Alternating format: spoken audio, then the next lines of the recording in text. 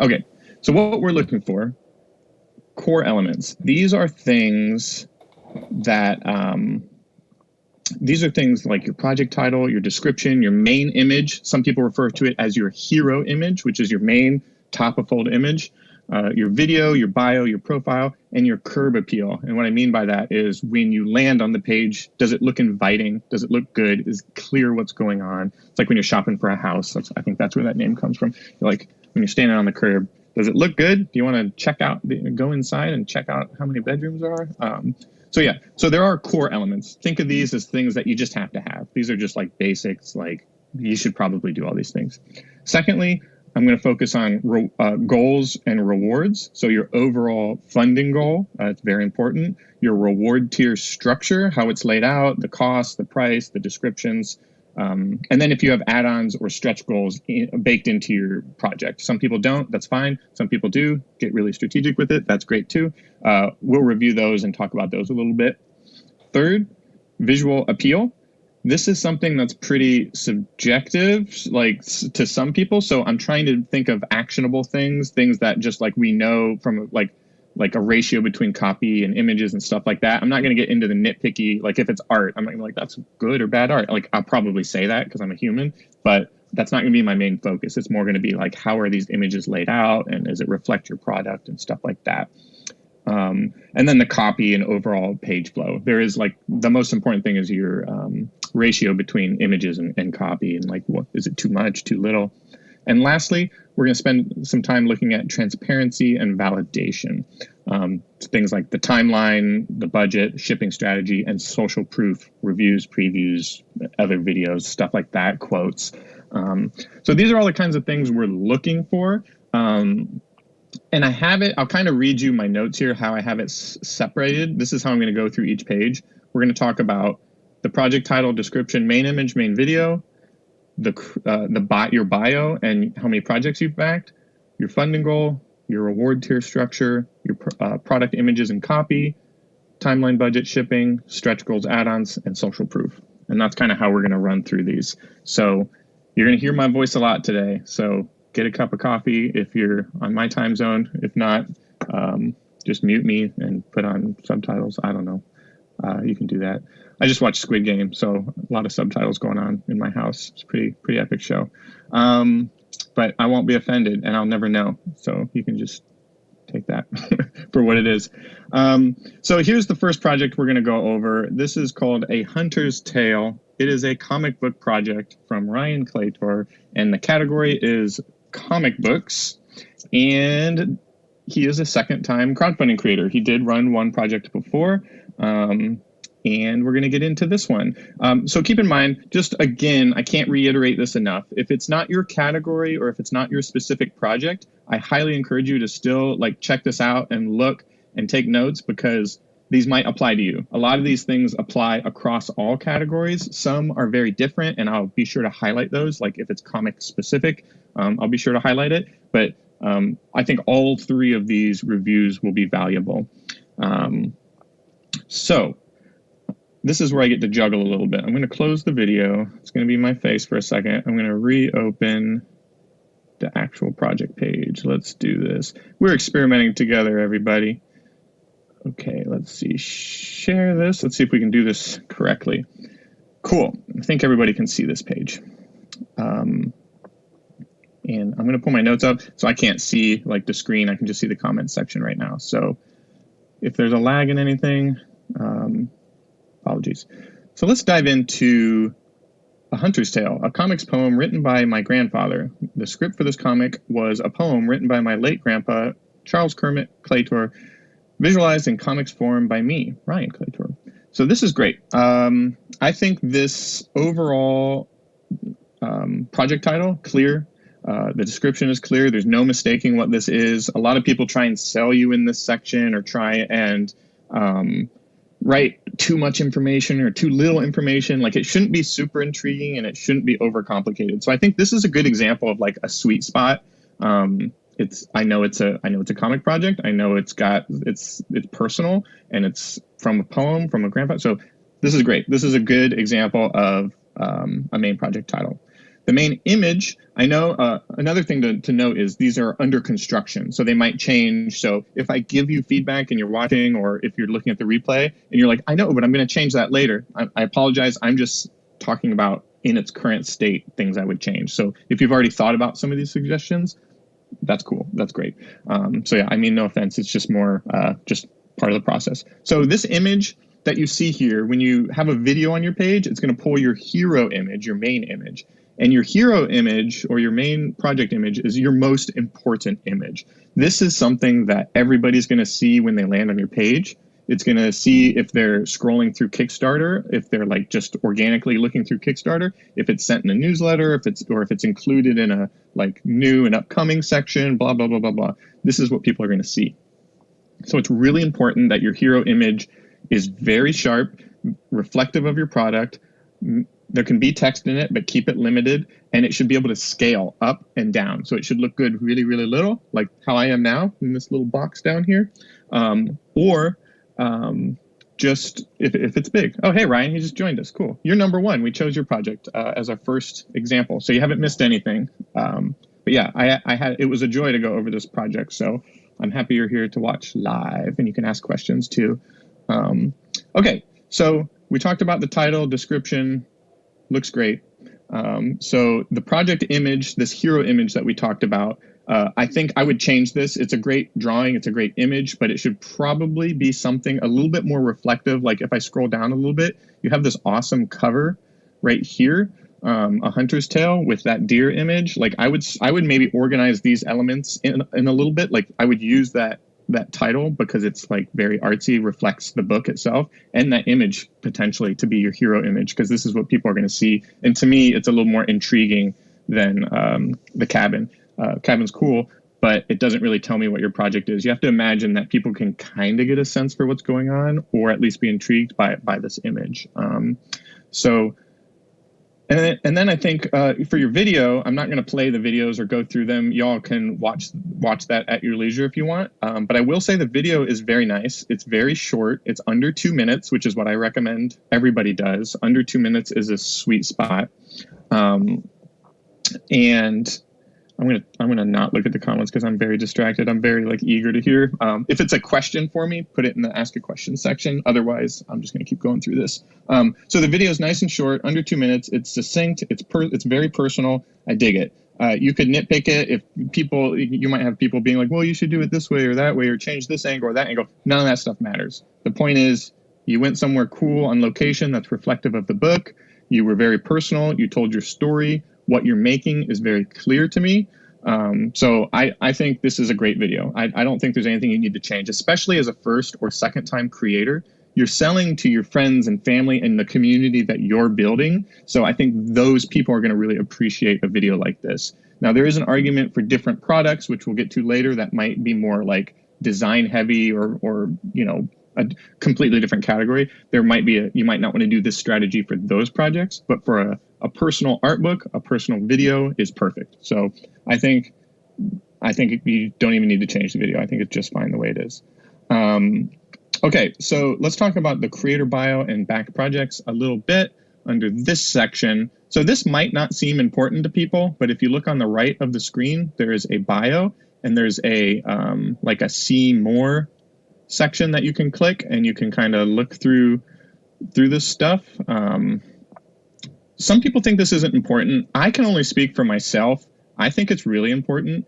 Actually, when I go to campaign pages, this is the first place I go. I go there before anything because I want to know who you are and do you support this ecosystem. So when I look at this, the profile image is really good and scalable. I like it. I'd say the bio is pretty long. I would probably tighten that up. Treat your bio in this section more like a handshake, like, hi, I'm Ryan, this is who I am, this is what I'm all about, and these are a few things I do. This reads a little bit more like a resume to me. So I would squeak that down a little bit to maybe just a handful of sentences. It's not wrong. It's information. It's good information, but you have links to your web pages and your profiles and stuff like that. So if people want to learn all that extra information, they'll go there. But yeah, otherwise the image looks good, and you've backed 69 projects. That's great. So that shows me that you care about this ecosystem. When I see projects with a big 0 there, I'm kind of like, oh, that's kind of bummed out. And I'm kind of immediately turned off by that. Again, not everybody thinks that way. It might not bother some people, but I do want to see that you back projects, and you do. So good job.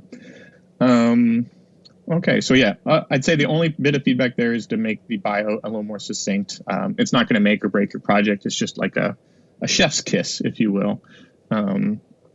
Okay, so let's get into the nitty gritty here. Let's talk about funding goal.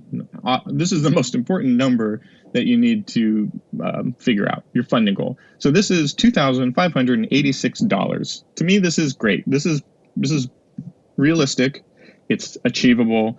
And I think it makes sense. So I think you're not trying to get 10K for a comic or 20K or 30K, because I've printed comics before. My first Kickstarter was a comic, and I know the costs. Everybody can kind of do their math on a lot of these things. So this is great. I don't really have any suggestions. I think sometimes subconsciously when I see numbers to the dollar, I'm kind of like, oh, they're really math oriented. They're really trying to figure this out exactly. And it seems to me like your goal is more to just break even than to make a profit, which is good because that's the spirit of Kickstarter.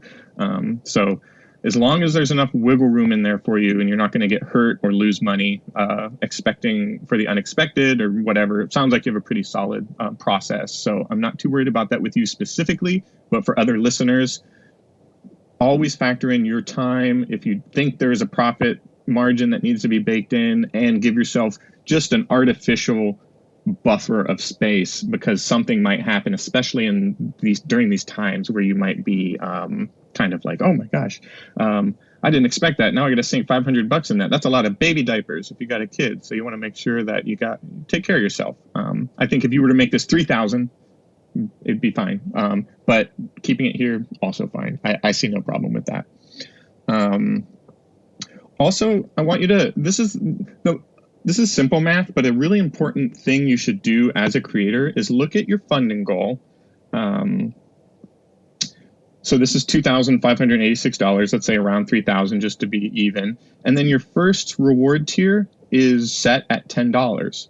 So you want to do the math for how many backers you'll need based on your base pledge level. Just assume everybody that comes is going to get this level. You got extras, sure, and it's probably going to be more than you guesstimate. But let's say for the sake of this, $10 for that. So that means you'll need about, $10 is pretty low. You'll probably have to sell about 260 books to get where you're at. So if you're confident that your email list and people you're messaging and press releases and stuff you're doing can get you to that point where you can sell 260 books, you're good to go. So think about that. Sometimes you need to lower or raise your funding goal. Sometimes it's the reward tier. Maybe your physical items can be more. So that's going to actually bring me to the reward tier structure. So I want to go over this real quick here. So your $10 base tier, which includes free shipping, which I think is great, but I also think, this is going to sound weird, I think it's too low. I think $10 is very nice and generous, but it's very low. You're not going to have a lot of margin to work with, and you're going to have to sell more books to get funded. So like, for example, if I think a project like this, you could easily, from what I've seen, easily get away with a $12 or $15 book. If you do a $12 book, you need 215 backers. If you do a $15 book, you need 172 backers. And as someone that's backing this project, if I'm a friend or family or someone on your email list, that $2 or $3 or $5 isn't going to make me be like, I would have backed it, but it was just $12. If it was just $10, I would have backed it, but that 12 is too much. I'm out. That's not going to happen. I think people are going to be glad to spend 12 or 15. And even adding a few bucks to your original base tier is going to make you a little bit more comfortable. It's 50 less backers you need to worry about getting. You'll get a little bit more, maybe not that's going to be a huge profit, but I think people are happy to do that. So I personally would raise this up, especially if you're doing free shipping. I would do 12 to 15 bucks personally. Let's see. Overall structure of the reward tier, though, I don't have a lot of feedback. I think it looks really sharp. It's really good. There's low barrier of entry, $5, which is great. People that just want to support you, $10 for the book, $25 for signed stuff. And then you got the retailers bundle, which I won't go into too much detail with. But as a previous retailer for comics, this is right. the standard is 50% off MSRP, MSRP, and free shipping. So you have both of those things. So this is an all-star retailer bundle. If I'm a retailer, I would probably back this if I wanted this book, because that's a good deal. That's how you got to do it. Retail is more about giving back to the community and giving back to these retailers and getting your book in people's hands. It's more about branding and getting people reading your book, less about money and profit. So this is exactly how you do a retail pledge. So yeah, overall looks nice. Product images and copy. Let's see here. Overall, your images and copy ratio looks really solid. The images are really good. They're clean, crisp, sharp, very reflective of what we're going to be getting. So I have no complaints about the actual images. I would say some of the organization could be maybe fleshed out. Like some sections might not need to exist. There's some things that are just like really teeny, I think, near the bottom. Just like, let me see if I can find it. Packaging. I don't typically see packaging sections, but if you have cool images of the process, go for it. That sounds cool. Budget's good. Yeah, actually, I don't know. Never mind. It looks pretty good. I would always try and get your product as far up as possible. You might want to consider baking in the creators section in your story into this book section. Like use this first real estate to maybe just flesh out, because you kind of do that anyway, but kind of talk a little bit about what it is. But if you had this image of the book right up top, I think that would be more powerful. Even though this is a great image of you and your grandpa, I think people are there to they're kind of like, what's this product? So they want to kind of get to it as quick as possible, and then just kind of like swap that image and still put the image in of you and your grandpa, but maybe lower, like right below it when you're talking about your story. That could be impactful. But again, not a big, like, you have to change this thing, just something I noticed. I do a thing called the 3 swipe rule, where if I land on a page, if I scroll 3 times on desktop or on my phone and I'm not sure what the product looks like or what I'm getting into, I'm kind of disinterested and I'll move on. So while I love story elements and the people, that's something I want to learn a little bit more of once the product looks enticing. So if I look at that book image first, I'm like, oh yeah, this looks cool. And then I see that more personal stuff shortly after it, I think that would be effective. That would be pretty good. Blah, blah, blah. Let me see. What other notes do I have? I would, just a weird Kickstarter thing. Your spacing between your paragraphs is super big. When you're in Kickstarter creating your draft, the draft looks great, but then once you publish it, it's big.